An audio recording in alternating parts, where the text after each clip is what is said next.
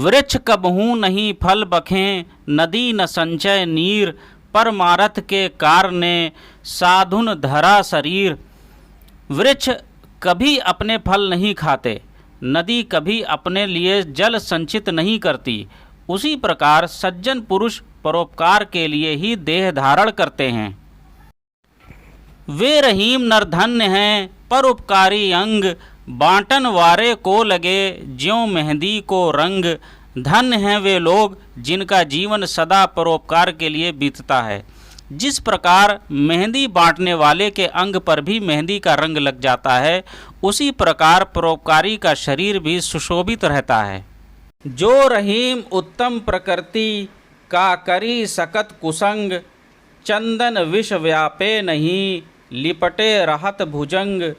रहीम कहते हैं कि जो अच्छे अखलाक के इंसान होते हैं, बुरे लोगों की सोहबत भी उनका कुछ नहीं बिगाड़ पाती। जिस तरह से जहरीले सांप खुशबूदार चंदन के दरख्त से लिपटे रहने के बावजूद भी उस चंदन के पेड़ पर कोई जहरीला असर नहीं डाल पाते। दोस्तों, आज हम रहीम को केवल एक भक्ति कवि की तरह ही जानते हैं, जबकि वह एक होनहार सेनापति भी थे, जिन्होंने बादशाह अकबर के दौर में और उनके बाद कई अहम लड़ाइयाँ लड़ी और उनमें से ज़्यादातर में जीत हासिल की। उनके वालिद बैरम खान मुग़ल बादशाह हुमायूं के एक भरोसेमंद अमीर थे। रहीमन धागा प्रेम का मत तोरो चटकाए, टूटे पे फिर ना जुरे, जुरे गांठ परी जाए। रहीमदास कहते हैं कि प्रेम का रिश्ता बहुत नाजुक होता है, उसे एक झटके में तोड़ देना बिल्कुल ठीक नहीं। अगर मोहब्बत का धागा एक बार टूट जाए तो फिर उसे जोड़ना बहुत मुश्किल होता है, और अगर किसी तरह से वह जुड़ भी जाए तो टूटे हुए धागों के बीच में गांठ तो पड़ ही जाती है। संपत्ति भरम गंवाई के हाथ रहत कुछ नाही, ज्यों रहीम ससी रहत है दिवस आकाश ही माही। रहीम कहते हैं कि जिस प्रकार चाँद दिन में मौजूद होते हुए भी ना होने के ही समान रहता है, उसी प्रकार व्यक्ति झूठे सुख के चक्कर में बुरी लत में पड़कर अपना सब कुछ गंवा देता है और दुनिया से ओझल हो जाता है। रहीमन चुप हो बैठिए देखी दिनन के फेर, जब नीके दिन आई हैं बनत न लगी हैं देर। रहीम कहते हैं कि जब आपका वक्त ख़राब चल रहा हो तो आपके लिए खामोशी इख्तियार कर लेना ही बहुत अच्छा है, क्योंकि जब अच्छा वक्त आता है तब काम बनते देर नहीं लगती, इसलिए हमेशा सही वक्त का इंतज़ार करना चाहिए। रहीम 17 दिसंबर 1556 को पैदा हुए। उनकी मां मेवात के जमाल खान की बेटी थीं।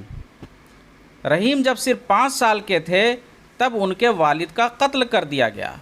जब शहंशाह अकबर को बैरम खान की मौत का पता चला तो उन्होंने रहीम को अपने पास बुला लिया और उन्हें अपने बेटे की तरह प्यार दिया और उनकी बड़ी देखभाल की। निज कर क्रिया रहीम कही सीधी भावी के हाथ, पासे अपने हाथ में दांव न अपने हाथ। रहीम कहते हैं कि अपने हाथ में तो केवल कर्म करना ही होता है, सिद्धि तो भाग्य से ही मिलती है। जैसे चौपड़ खेलते समय पासे तो अपने हाथ में रहते हैं, पर दांव में क्या आएगा यह तो अपने हाथ में नहीं होता। बिगड़ी बात बने नहीं लाख करो किन कोय, रहीमन फाटे दूध को मथे न माखन होए। रहीम कहते हैं कि अगर किसी वजह से कोई बात बिगड़ जाती है तो उसे सही करना बहुत मुश्किल होता है। एक बार अगर दूध ख़राब हो जाए तो हम कितना भी मथने की कोशिश करें, उसमें से मक्खन कभी नहीं निकलेगा। इसलिए जब कोई काम बिगड़ जाए तो इंसान को अक्लमंदी से काम लेना चाहिए। तरुवर फल नहीं खात है सरवर पियही न पान, कही रहीम पर काज हित संपत्ति संचही सुजान। जिस प्रकार पेड़ अपने फल को कभी नहीं खाते हैं, तालाब अपने अंदर जमा किए हुए पानी को कभी नहीं पीता, उसी प्रकार सज्जन व्यक्ति भी अपने परिश्रम से इकट्ठा किए हुए धन से दूसरों का ही भला करते हैं। अकबर ने रहीम की पढ़ाई लिखाई का भी पूरा इंतज़ाम किया। धीरे धीरे रहीम कई ज़बानों के माहिर हो गए। शहंशाह अकबर ने उन्हें मिर्ज़ा ख़ान के ख़िताब से नवाजा और बाद में अपने बेटे शहज़ादा सलीम का तालीक़ यानी गार्जियन और उस्ताद मुकर्रर कर दिया। रहीमन देखी बड़ेन को लघु न दीजिए डारी, जहाँ काम आवे सुई कहाँ करे तलवारी। जिस जगह सुई से काम बन जाए वहाँ तलवार का कोई काम नहीं होता। हमें इस बात को अच्छी तरह समझना चाहिए कि हर छोटी या बड़ी चीज़ की अपनी अहमियत होती है। बड़ों के मुकाबले में छोटों को कमतर समझना अच्छी बात नहीं है। समय पाए फल होत है, समय पाए झरी जात, सदा रहे नहीं एक सी का रहीम पछतात। उपयुक्त समय आने पर ही वृक्ष में फल लगता है, झड़ने का समय आने पर पेड़ झड़ जाता है।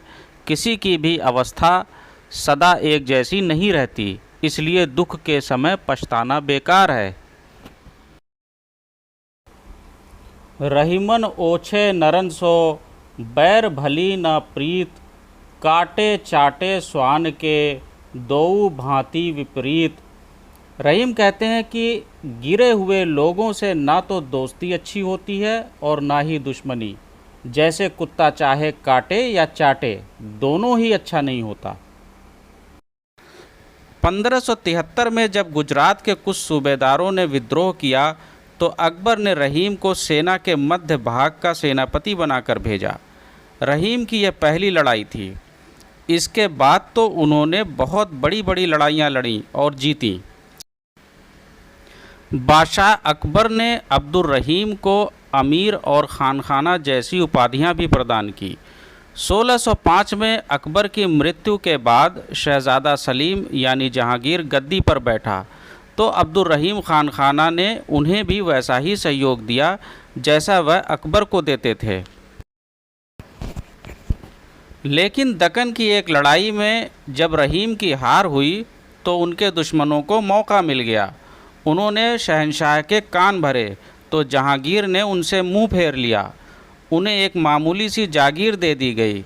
इस अपमान से रहीम को बहुत चोट पहुंची और 2 साल के इस अंतराल में उन्होंने अपनी अमर कविताएं लिखीं। उनके कुछ दोहे तो बड़े मार्मिक हैं जिनका लुत्फ़ आप इस वीडियो में उठा रहे हैं। रहीमन मन ही लगाई कै, देख लेहूँ किन कोय, नर को बस करीबो कहा, नारायण बस होए। यदि आप अपने मन को एकाग्र करके काम करेंगे तो आपको सफलता अवश्य मिलेगी। अगर मनुष्य मन से ईश्वर को चाहे तो वह ईश्वर को भी अपने वश में कर सकता है, यानी वह ईश्वर को भी पा सकता है। रहीमन विपदा हु भली, जो थोड़े दिन होए, हित अनहित या जगत में, जान परत सब कोय।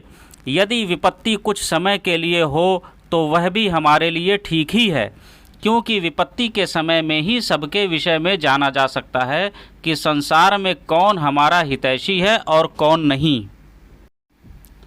रहीमन निज मन की व्यथा, मन में राखो गोय, सुनी इठलई हैं लोग सब, बाटी न लई हैं कोय।